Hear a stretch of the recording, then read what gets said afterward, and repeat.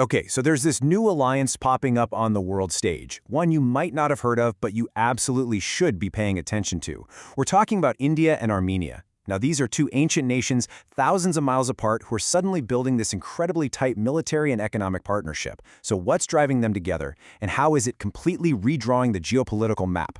Let's dive in. All right, first things first, let's get our bearings. This right here is the South Caucasus. Now, it might look pretty small on a map, but this is a hugely important crossroads where Europe, Russia, and the Middle East all collide. You can think of it like a geopolitical pressure cooker, where big powers have been competing for influence for centuries, and it looks like a brand new game is starting. So here's how we're going to break this down. First, we'll look at their surprisingly deep history. Then, the event that forged a new axis. After that, India's massive arms deals. We'll also cover how the partnership goes way beyond just weapons. And finally, what this means for the emergence of a new power player. Let's start at the beginning, because before we get to the billion-dollar missile deals and high-stakes strategy, you have to understand that the connection between India and Armenia goes back, way back. And I mean, this isn't a story of decades, it's a story of millennia. We're talking about Indian princes setting up shop in Armenia all the way back in 149 BC. Fast forward a bit, and you have thriving Armenian merchant communities all over Mughal India. And get this, the very first journal ever published in the Armenian language wasn't printed in Armenia. Nope, it was published in Madras, India in 1794. So while formal diplomatic ties are new, the roots here are seriously deep. So if they've been distant friends for centuries, what changed? What was the spark that turned this quiet friendship into a must-have strategic alliance, practically overnight? Well, it all came down to one single dramatic event. That event was the 2020 Nagorno-Karabakh War. And really, you can't overstate the impact of this. It was a seismic shock that didn't just shift the balance of power, it completely shattered it, forcing Armenia to desperately search for new and reliable allies. Because out of that war, a new and very clear power bloc emerged, an axis between Turkey, Azerbaijan, and Pakistan. Now, for Armenia, this was an immediate threat to its very existence. But India was watching closely too, and saw this same alliance backing Pakistan in the dispute over Kashmir. All of a sudden, India and Armenia looked at each other and realized they were staring down the same barrel of a gun, just from different angles. And that shared threat, well, it was like pouring gasoline on a fire. Which brings us to India's major arms pivot. This is where the partnership truly ignited. It started in 2020 with a $40 million deal. Pretty modest, right? It was for some of India's Swathi radar systems. A really important first step, for sure, but honestly, it was just an appetizer for what was coming next. Because from there, things just exploded. The value of contracts shot up to $600 million.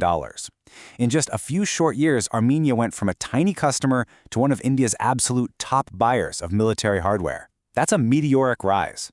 Which brings us to today. The total estimated value of all the weapons contracts signed since just 2022 is a staggering $1.5 billion. So let's be crystal clear. This isn't just a trade relationship anymore. This is a full-blown defense alliance in the making. And just look at what's on Armenia's shopping list. This isn't old surplus gear. We are talking about India's crown jewels.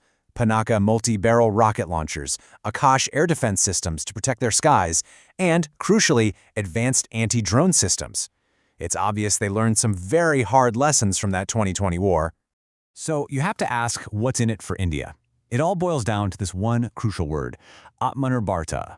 It basically means self-reliance. See, for decades, India was one of the world's biggest importers of weapons.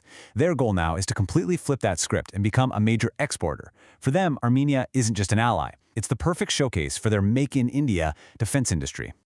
But look, as huge as these arms deals are, they're really only one piece of the puzzle. This partnership is growing much bigger and much deeper, expanding way beyond the battlefield. Yeah, they're playing on a much larger chessboard now. They're building new diplomatic groups with countries like Iran and Greece to push back against regional pressures. They're working on a massive new trade route that could connect India all the way to Europe, right through Armenia. And they're diving headfirst into deep tech. We're talking cybersecurity, space, AI, the whole shebang. This is a perfect example of India's clever new foreign policy. Some call it geometric diplomacy. Just think of it like this. Forget those old, rigid, Cold War-style alliances. India is now building smaller, more flexible partnerships built around specific shared goals. This team-up with Armenia is textbook execution of that nimble new strategy. All right, so let's zoom out. What's the real big picture takeaway here? How is this one seemingly unlikely partnership actually creating a new power dynamic and redrawing the map? Well, for India, the results are already stunning. I mean, just look at this chart of their defense exports.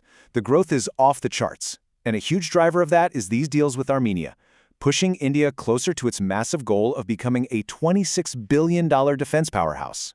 For Armenia, the stakes are, frankly, existential. This partnership is an absolute lifeline. It allows them to diversify away from an over-reliance on Russia and gives them a credible, reliable partner to help them defend themselves and secure their future. And for India, it's a brilliant strategic move. It's the perfect launchpad for its global defense ambitions, and it gives them a vital strategic foothold in a really critical part of the world. It's a win-win, plain and simple. Which leaves us with this final, massive question. What are we really seeing here?